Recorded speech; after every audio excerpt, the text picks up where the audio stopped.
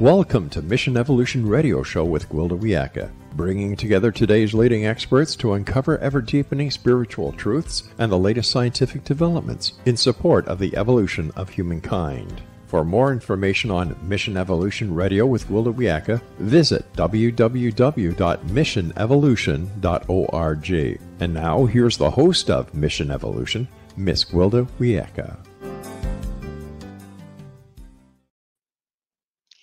Where are you on the health disease continuum? The answer may surprise you. Mission Evolution Radio TV show is coming to you around the world on the Exxon Broadcast Network, xzbn.net. With us this hour to explore the health disease continuum is Dr. Thomas J. Lewis. Dr. Lewis is a leading authority on the mechanisms of chronic disease. He holds a Ph.D. from MIT and credentials from the Harvard School of Public Health. His main focus as leader of Health Revival Partners is translating the best of breed medical knowledge from mentors and thought leaders into logical disease prevention and reversal medical protocols. Dr. Lewis is the author of numerous books, including Cancer is an Infectious Disease. His website, healthrevivalpartners.com. Dr. Lewis, thank you so much for joining us on the show. Gwilda, my pleasure to be here. Thank you for having me. Thank you. I think this is such an important topic right now because it seems to me, I could be wrong, please correct me, but it seems like chronic diseases are on the rise. Well, you know, the statistics are there. Like in early 1900s, 16% of adults had a chronic condition. Now 60% and 40% have two or more. And we just can tell by the pharmaceutical usage that there's a huge uptick. And if pharmaceuticals were working, when we see a decline, not an increase. So obviously they're just symptomatic treatment at best. So it satisfies a human need for instantaneous gratification without solving critical problems, which is a sad case. The other piece is when we compare our longevity to, say, the Japanese, we live 9 years shorter, yet we spend a lot more and take a lot more drugs in our health, through our healthcare system. So we can see a lack of congruency between the two. Absolutely. So tell us a little bit about your training. So how I really got into this business is as a scientist, I was always looking at disease mechanisms. I had this mentor, a fellow student at Worcester Polytechnic Institute, and I was studying organic chemistry. And he said, Tom, stop memorizing reactions and learn mechanisms. And fast forward 20 years, 30 years later, I said, you know what? Medicine is a science. And why do we have 68,000 diagnostic codes? I mean, aren't we a whole? You know, the diagnostic codes reflect the fact that things are looked at very much in isolation. So in my world, really 5 mechanisms, 5 compared to 68,000 really tell the story of chronic disease, which is pretty much 90% of healthcare costs, misery, and the driver of early mortality, and even in the COVID era, the sudden death syndrome. So, would you mind? I mean, I know all of us know what or are kind of familiar with chronic disease, but let's define it. So, yes, I mean, the simplest way to define it is, inflammation is considered a driver of essentially every disease. But inflammation is inappropriately blamed because inflammation, at the end of the day, is a measure of the peaking or the activity of our immune system. So we really need to titrate back down and find out what is driving the inflammatory process. So the problem we have is when we look at regular labs and we have an event, I have a little graphic of a lady sneezing, into a handkerchief. Do we catch Alzheimer's? Do we catch heart disease? Do we catch diabetes? Do we catch other metabolic and, rheumatoid arthritis, things like that? Certainly we don't. And so we're programmed to instantaneous gratification, and we want to see that result after something very wrong happens in our life. But there are clues for decades. Like, if you look at a Harvard Medical School did this, you looked at kids, 20-year-olds, 30-year-olds that died in auto accidents, and you analyze their brain, they actually have the beginnings of the amyloid, the hallmarks of Alzheimer's, in their 20s and 30s. And so this disease can matriculate over 40 or 50 years. So the point is, we have to be able to measure differently to see the genesis of this. And then everything in nature, that little complex term, but the Gaussian curve, the bell curve, or log linearity, things happen very slowly at first. And then if you don't take the proper measures, then all of a sudden it can escalate and go up very rapidly. And so we look at chronic disease as an acute syndrome because that's how it manifests. But it really is, think about Smokey the Bear. Okay, we have a huge blazing forest fire and it's out of control. That's what the medical system is dealing with. But Smokey the Bear says, put out your campfire, because that little ember, and the wind comes along, can take that ember and start something that may start out as very small, and then morph into something tragic when you're talking about health consequences. So, so really we have two diseases. We have smoldering, chronic, and we have flaming, acute, but they're highly interrelated. So why are our lab tests, our standard reference ranges, and things, the way we measure health, they're very gross. They don't pick up the smoldering. And so one of the initiatives that we did is looked at labs from a very different lens, from the smoldering lens. And so what we found is that in the literature, the medical literature, it's a completely different industry from healthcare delivery. There's tons of data that shows how a biomarker, let's just pick C-reactive protein, that's inflammation in the vessels mainly. Okay. How does C-reactive protein affect mortality? So there are studies that show what are called hazard ratios for dying young as C-reactive protein goes up, or if C-reactive protein is consistently slightly up over a long period of time. And that's how we developed a completely different set of reference ranges for lab biomarkers. So we say our labs are titrated to early all-cause mortality. And when you do that and you compare our ranges to standard reference ranges that every doctor uses, and I know so many people complain to me that, like, I feel like crap, but my doctor looks at my labs and they say, well, they all look pretty good. Must be in your head. Maybe we'll give you some SSRI to calm your anxiety or something like that. But what they don't realize is that we are on this continuum, okay? The continuum is not linear either. We feel good, apparently well, we're apparently healthy. Then all of a sudden, whoops, symptom starts emerging. We see our doctor, the doctor dismisses it. And the next thing you know, something, untoward happens in your life that nobody really wants. So when we're dealing with, the subliminal, if you will, below where our testing registers it as a problem, our current testing, if it continues, does then genetic predisposition play in there? In other words, you could go along and never have the disease, except you don't catch the smolder, and then it busts out into wherever the weak link is genetically? I wrote profusely on this on my most recent book called Health Freedom Lost. And, the CDC states in their complete ignorance that you and I, Gwilda, are 99.9% the same genetically. And it's that 0.1% that determines all the differentiations in our diseases. But 60% of us have chronic diseases. It's really boils down to very boring things like lifestyle. And when we think something is genetic, it's often congenital. Congenital means passed from mom or picked up very early in life. These things are called cryptic. Like, if you bang your knee and you're bleeding, the association between the event and the problem is very obvious. But in chronic conditions, you can, we all have, Epstein-Barr. We get mono when we're in our 20s. We have herpes varicella that can show up later on in life, herpes zoster as shingles. So these things are latent and they're waiting opportunistically for something to go wrong in your life. And one of the major drivers today is stress. Stress puts you into fight or flight, which means you're allocating resources for that fear flight, and it's taking away resources from somewhere else. We don't have infinite bandwidth in immunity. That's why we do get sick, but we can recover. But so that's a driver. Poor nutrient density. People think diabetes is just an excess of calories. It's really not that.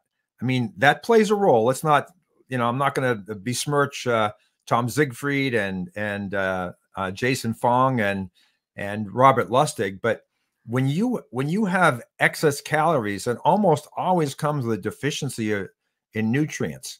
And what I tell people is, we're not a piece of plastic, and a piece of plastic you put out in the sunlight, and a couple of years later it becomes powder. We have repair mechanisms. So disease is all about, or averting disease is all about keeping the repair ahead of the deterioration. And that's where micronutrients come in, because micronutrients are your carpenters. They're involved in enzymatic reactions, which was rebuilding tissue all the time. So it's not about the macronutrients, it's about the micronutrients. So I have a little story I tell. I try to create what's called an adrenaline imprint. So like when you think back in your life, you can remember tragic and triumphant things, but the banal things you don't know so much. So this is why I say, if you want to know that you are repairing, just look in the toilet and your poop is brown. Why is your poop brown?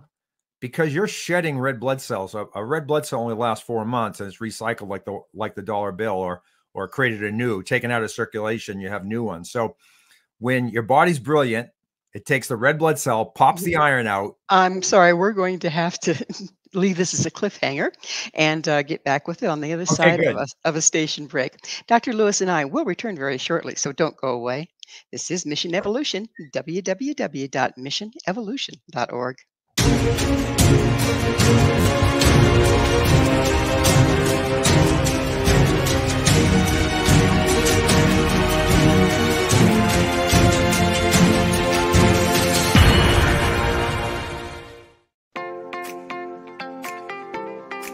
Are you interested in evolving with the times and becoming all you can be?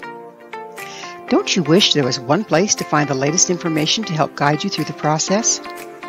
I'm Gwilda Wiyaka, host of Mission Evolution Radio TV. Join me on my mission to find the latest evolutionary knowledge and tools. The guests on Mission Evolution are leading experts in a wide variety of divergent topics, including allopathic, holistic, and integrative medicine, epigenetics, enlightenment, quantum physics, meditative practices, environmental issues, spiritual evolution, trauma healing, and so much more. Mission Evolution Radio TV is aired worldwide through the X-Zone Broadcast Network, X-Zone TV Channel 32 on Simul TV.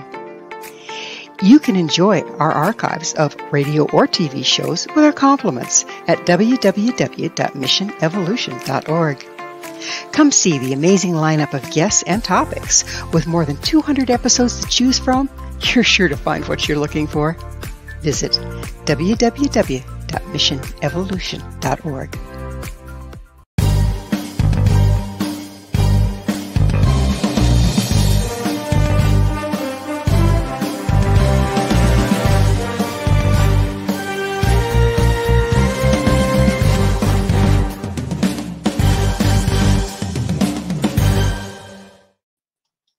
Is it possible to reverse chronic disease? With us this hour discussing the current healthcare system is Dr. Thomas J. Lewis. Dr. Lewis is the author of numerous books, including Cancer is an Infectious Disease.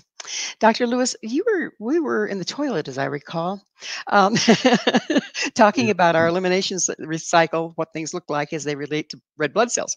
So would you continue that, please? Sure. So whether you're 2 or 102, your poop is brown, right? And that reflects the fact that you're shedding red blood cells, and that means you're making new ones. So you are repairing and recovering every day for your entire lifespan. And you mentioned, can chronic diseases be reversed? That the answer to that is absolutely yes. But if you don't know what's causing the chronic condition at the very root cause, then the best you can do is mask symptoms. And so let me just give you a quick example. C-reactive protein inflammation. It's a great marker, okay? But how do you lower CRP? The biomarker tells you what, but it doesn't tell you why and how. That's why we've developed a very robust risk evaluation system with a scoring system that also gives you suggestions. But so someone might have a CRP up because they have root canals or bleeding gums that are spewing infection into their body. Someone else may have a dysbiosis in their gut, and certain foods really trigger sensitivity, and then they have leaky gut syndrome. So these cytokines from the reaction against that allergic response gets into the bloodstream, and we see elevated C-reactive protein. Either of those two mechanisms, though, could manifest in, say, arthritis or things like that. So let me back up. Let me back up just a little bit. So you're saying that there can be things that we don't even know are wrong in our body, like a tooth going bad, okay, that then impact the entire body inflammation-wise? Absolutely. You know, if you follow a red blood cell, it goes through your heart in less than a minute. It's complete circulation.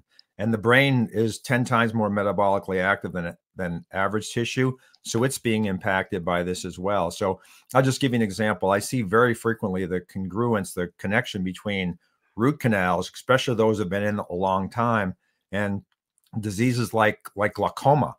Okay, because the root and the retina are within centimeters of each other. And when you chew, you bite down, you create tremendous pressure. It's a little pump. Dr. Lockensgard, a biological dentist, taught me that.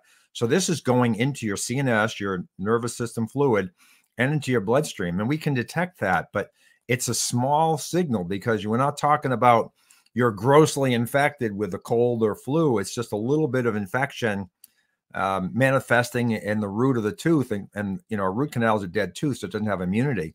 So that'll spew out. And I've had many people that, you know, have different health issues and they go to their dentist, and one lady just had a crown, not even a root canal. And the dentist said, you have a lot of infection in their crown.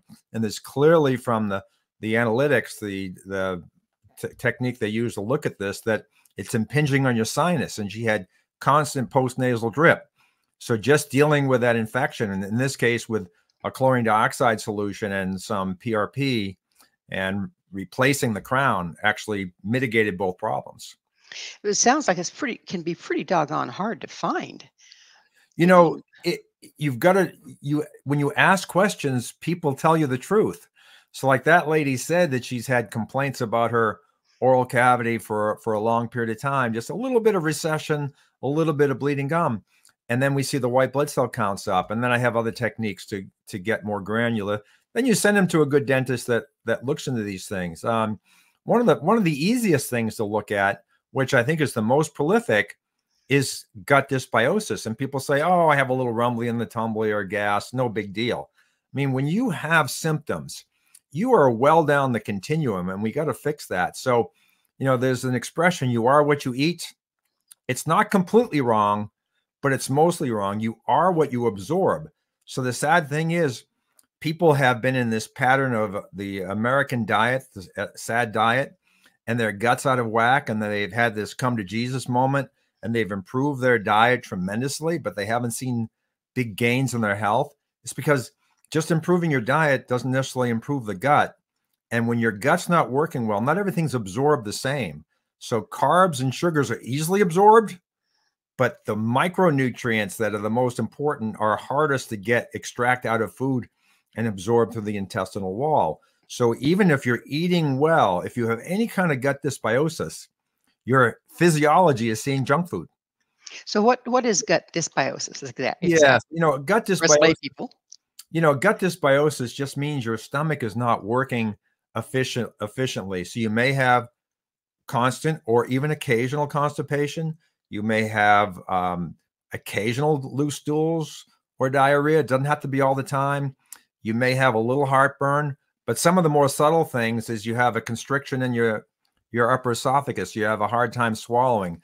You've created a little inflammation from, you know, you're fermenting food rather than digesting it quickly. So that creates a gas, and some will come up the esophagus and just be a light mist, and you'll see tooth erosion or just some irritation in the throat and constriction.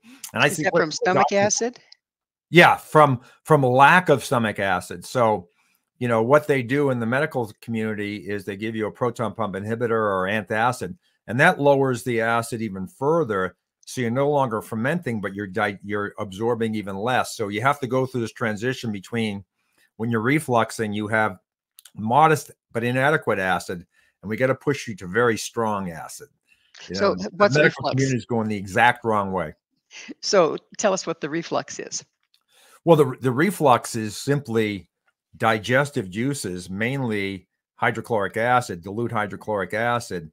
And when you're breaking down food, if you're breaking it down slowly, it's fermentation. You create a gas. A gas expands by 1,000-fold compared to a liquid. It's got to go someplace. And so it's pushing on your stomach. That can give you intense pain or just discomfort or bloating. But then at a certain pressure, a little bit will pop up into your esophagus. And they call it heartburn because if the acid's strong enough, but not strong enough to be a good digestive medium, you feel it in this delicate esophageal tissue. Whereas the stomach lining is strong enough to hold very strong acid without any pain. It's very different tissue. So when you have that acid reflux, does it start to damage the esophagus? Yeah, I mean, at the late stage, it's called Barrett esophagitis, or you can even have esophageal cancer because you're really inflaming that tissue constantly. So this is not a good thing, but that's usually easily fixed by what I call fixing the stomach ecology with acid, apple cider vinegar, fermented foods, probiotics, prebiotics, bile salts, digestive enzymes. That's kind of the milieu, the terrain of your stomach. Now, a lot of people have other digestive issues that are more related to the colon, and we got to get those organisms downstream. That's why different companies have come up with Spore, but we're now looking at suppository probiotic and gut ecology constituents in a suppository. So, the gut is an open system. Here and there we have a hole, right? And so everything is going in the mouth, but going up the anus is actually a very effective way to fix. Not everybody needs this, but people that have had refractory problems with gut, with diarrhea, with constipation, with gut pain, things like that, that's really the way to go. And this is right from Dr. Sabine Hazan. It seems like in times past, every nationality had traditional foods that we're now finding were very important foods for our health and for our health balance. Like some people, they ate a tablespoon of yogurt with every meal, or just different, and they didn't know why, but that was the way it developed. And now that we've got all this processed food and we've altered everything, we're no longer getting that, are we? It's so true. Weston A. Price looked at 14 or plus or minus indigenous cultures, and we don't have to eat the exact same thing that the islanders were eating, or the people in the mountains of Switzerland. We need to eat whole foods, and our microbiome adapts to it. How does it do that? Like, you put out a piece of lettuce, and guess what? It's rotten in a couple of days. There's organisms there. Even if it's not fermented, you're still populating and repopulating the microbiome with the organisms that will help break it down. But like, if you look at the longest lived cultures, the Koreans is a good case study because they're seeing the greatest increase in longevity. They haven't passed the Japanese yet, but they eat the greatest variety of fermented foods. Think about refrigeration. I mean, in the 1930s, you still had the Iceman, delivering ice. So fermented food was around, very big and critical for storage of food, particularly vegetables, and then salting for meat. Just 4 generations ago. So we've been around for a heck of a lot more than 3 generations. So our gut is really adapted to, if you look at our gut, it's teeny compared to most other animals, yet our brain is large. How did that happen? Because we learned how to eat pre-digested food. Salting starts breaking the protein down. Fermenting breaks down the food.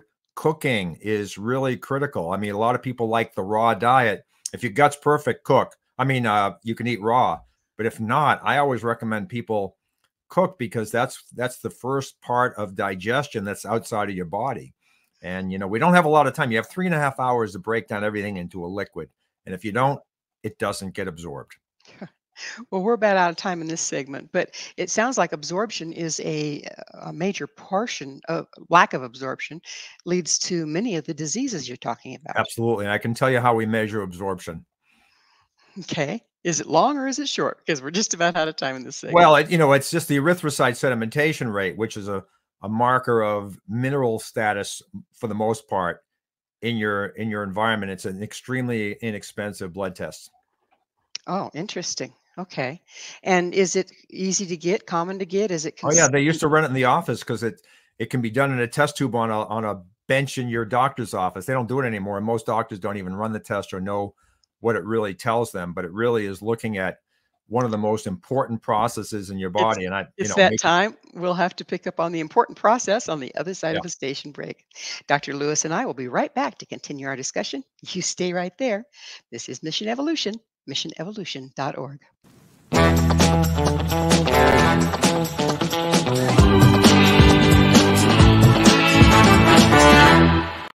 You have a product or service you'd like to promote to a worldwide audience? Imagine your product featured on Mission Evolution Radio TV.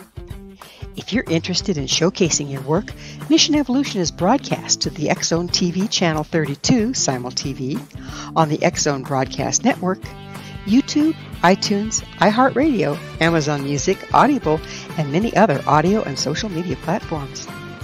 Our professional studios can produce and broadcast your custom high-quality ad. It will be permanently embedded in each episode and featured in the archives for years to come. Together, we can make it happen. Contact us at info@missionevolution.org for more details. Spaces are limited, so don't miss out on this great opportunity. Email info@missionevolution.org today.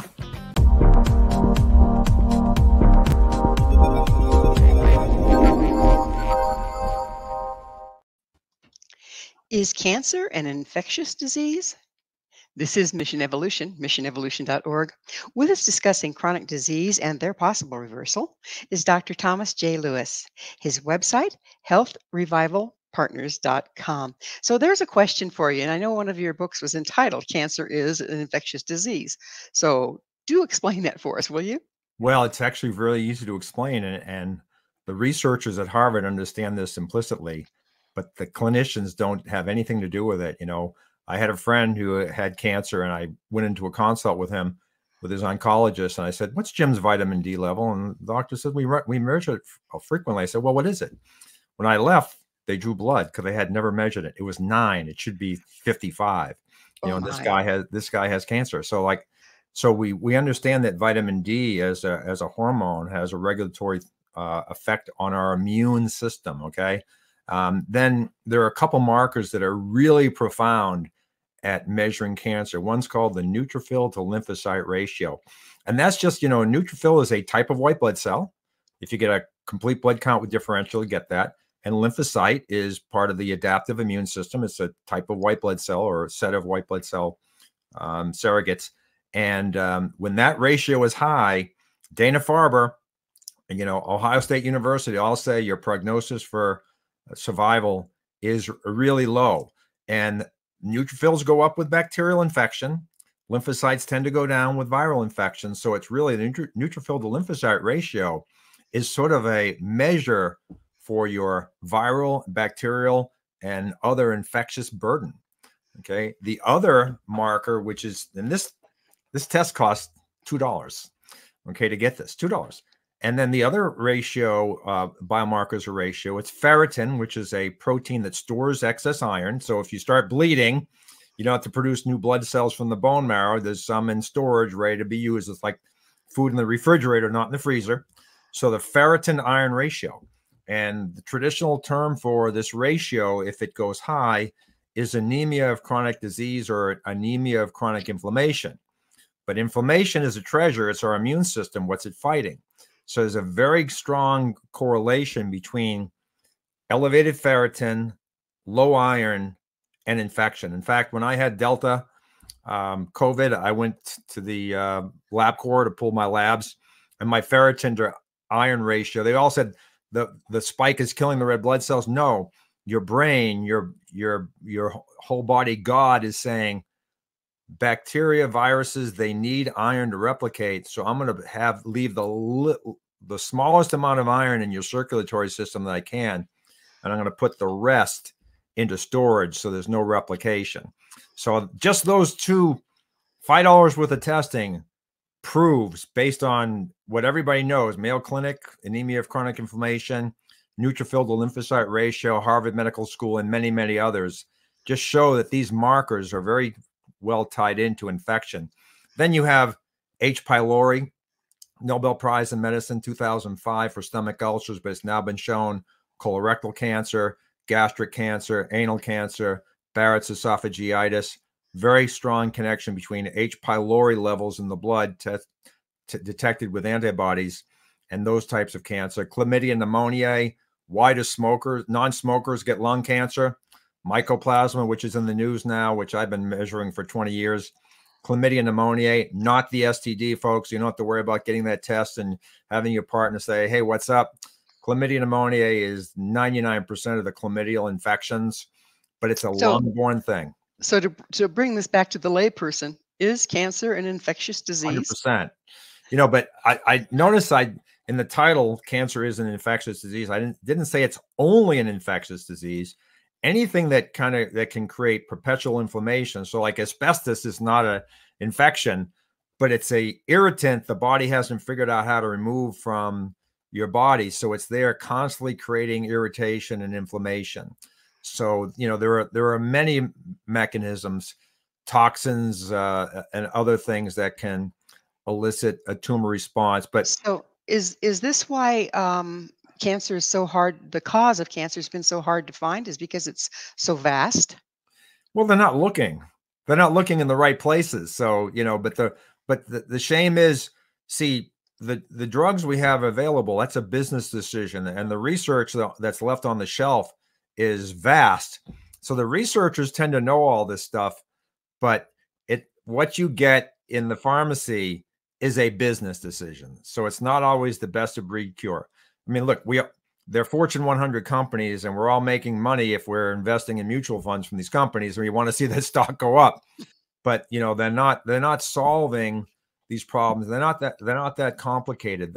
The understanding of infectious antecedents of cancer have been around for a long, long time. So what is the health disease continuum? So the health disease continuum is a measure of biomarkers that indicate what we got to realize is we're not either healthy or sick. Somewhere on the planet, it's the healthiest person. Somewhere on the planet is someone who is really sick and is about to die. And the rest of us lie in between. So the health disease continuum is just an idea for people that feel pretty good to realize that they're not optimal. So they're not just healthy. There's classifications of this, and we measure that very accurately because all our biomarkers are the ranges that we use for these biomarkers titrated to early all-cause mortality risk, and we know the hazard ratios for each. So we've created an algorithm that we can take our standard panel called our chronic disease temperature panel looks at 20 biomarkers. And it's a blood test, right? It's a blood test. It's a okay. It's a 57 marker biomarker panel, 20 of which really tell the story of chronic disease.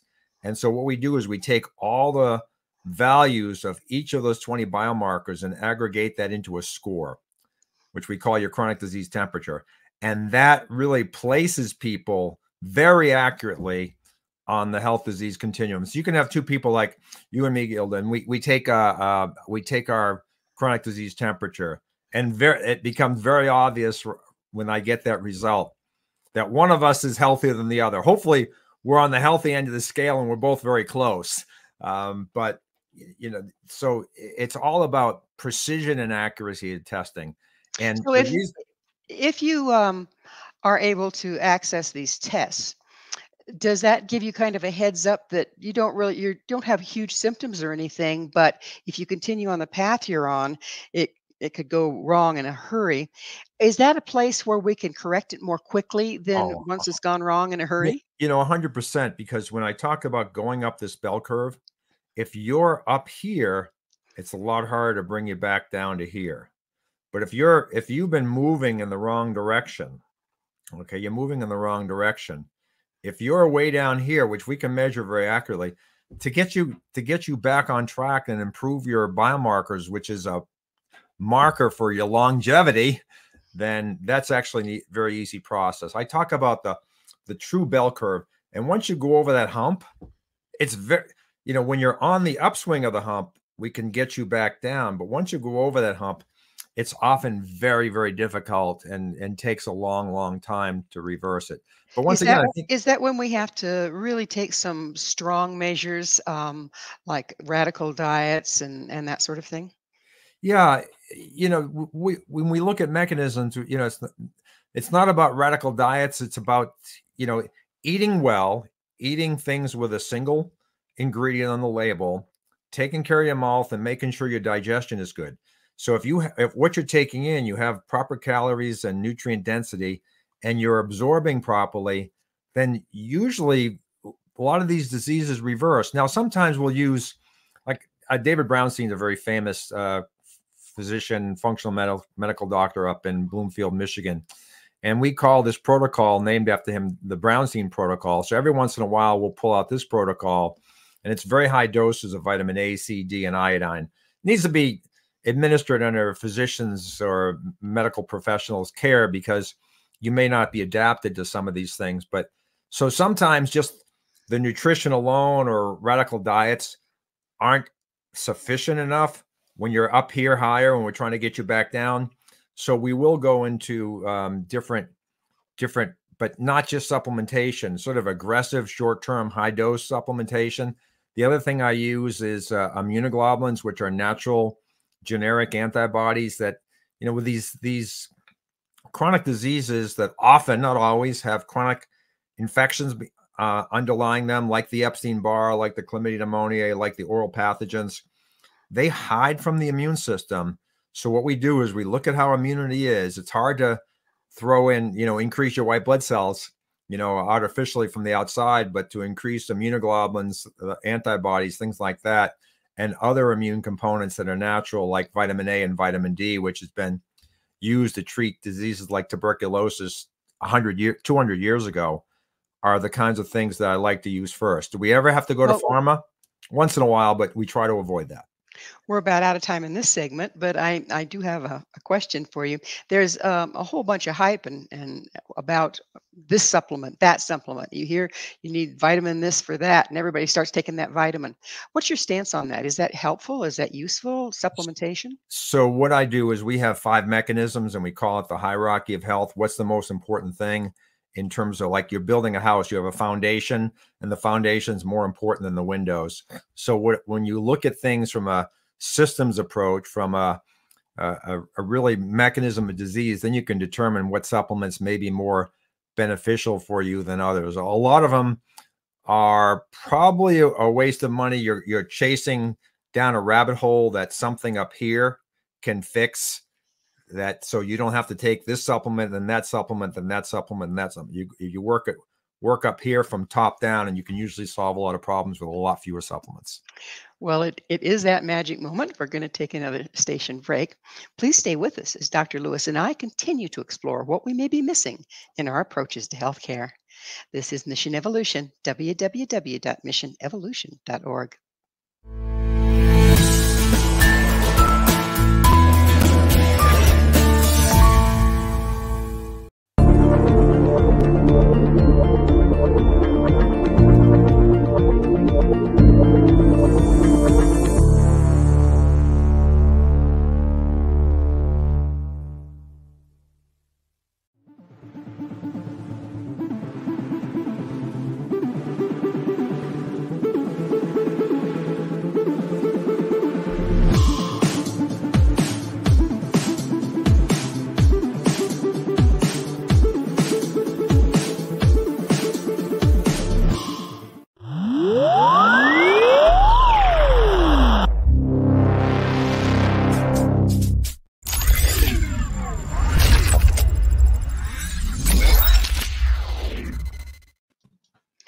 Are we looking for health in all the wrong places?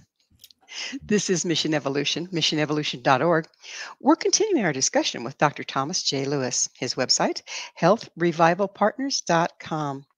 Dr. Lewis, from the last 3 segments that we've been talking, it looks like our normal approach to healthcare, even those of us that kind of study for ourselves and try to figure out what's going on and take supplements and try to eat right, it's much more complex than that. Where do we know to start? Where do we need to look for help? I actually think it's simpler than we make it out to be. I mean, the industrial complex has their 68,000 diagnostic codes.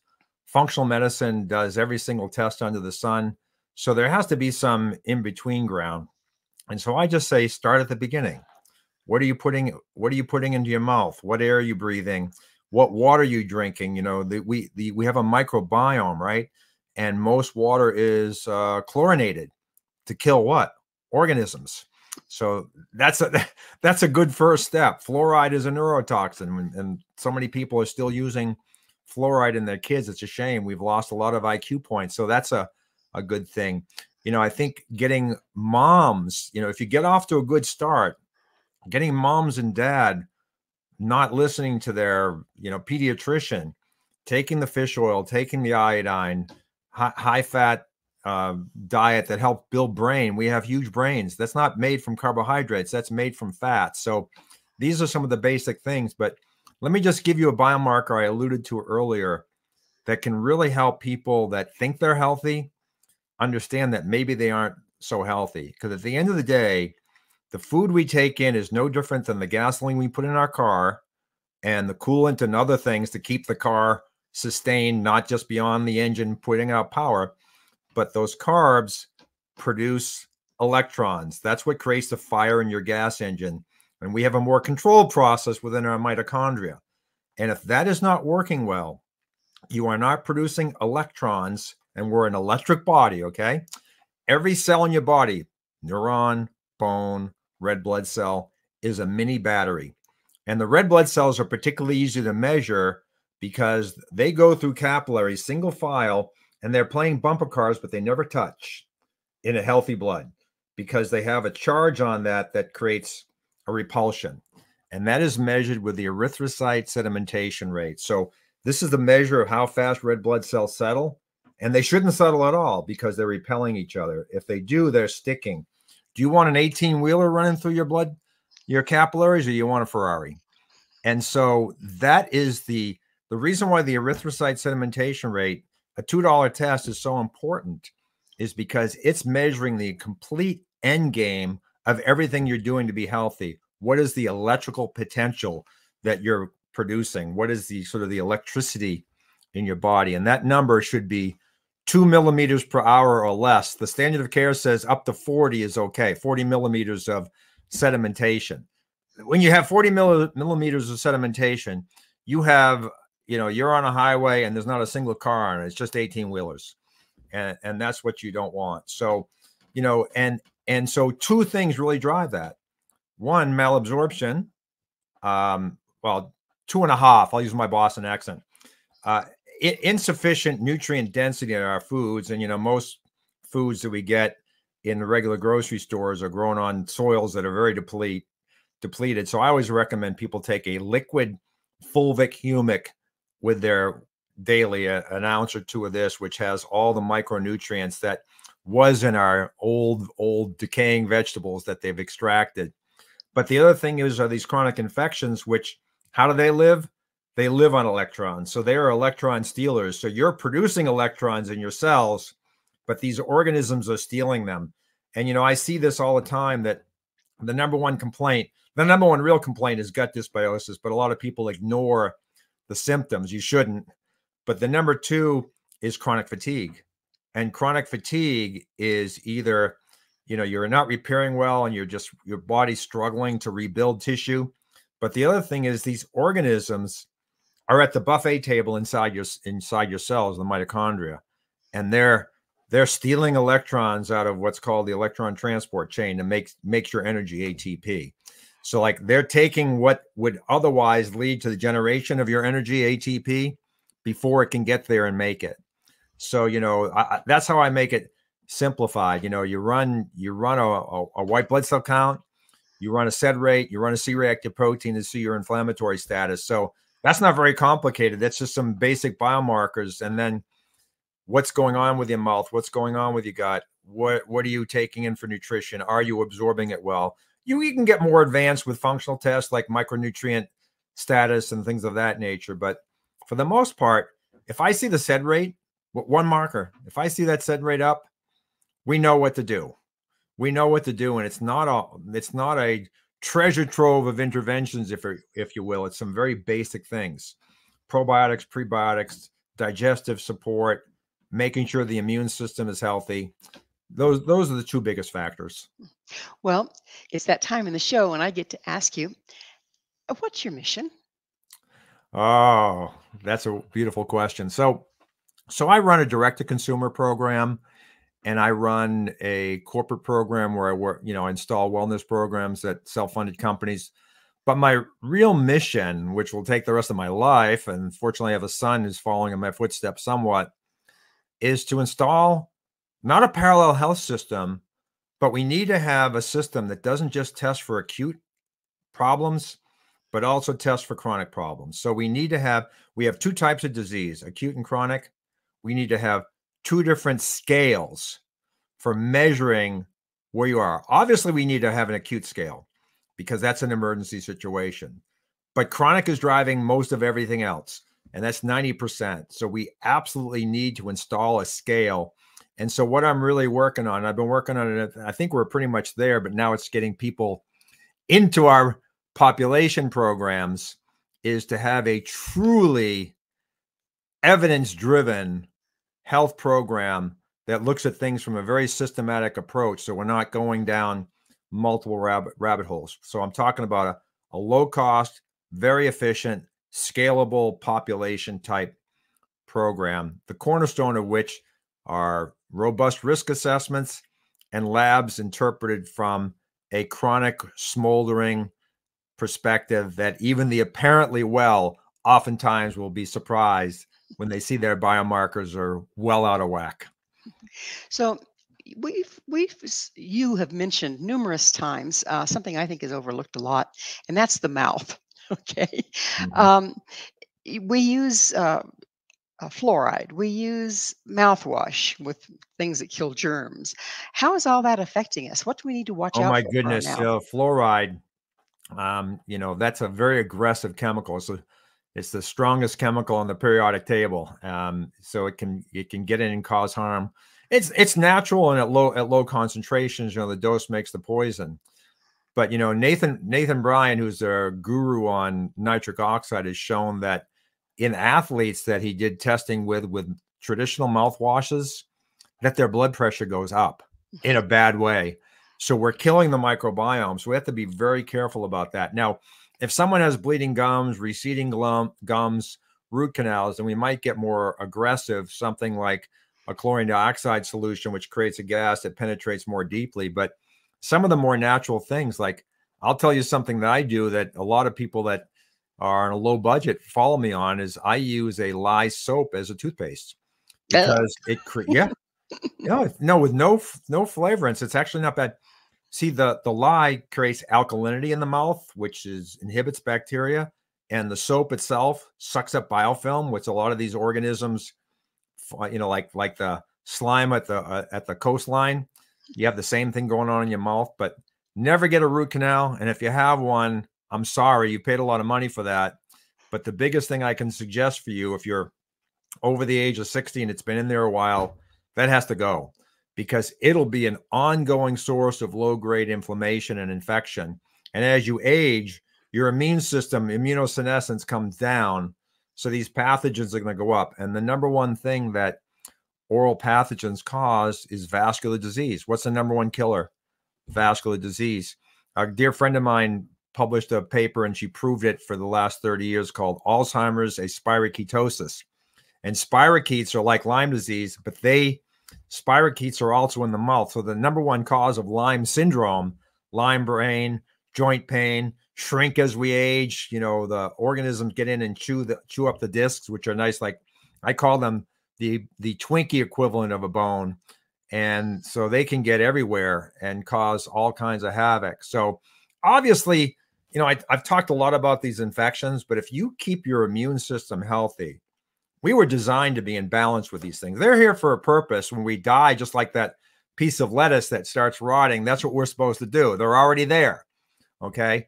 But as long as we keep the immune system above these guys, we're all set. But see, in our modern world with the glyphosate, the toxins, the endocrine disruptors, the low quality food, the eating too many carbs, the low fiber levels, antacids and other drugs that affect our gut microbiome, we're really put in a compromised position.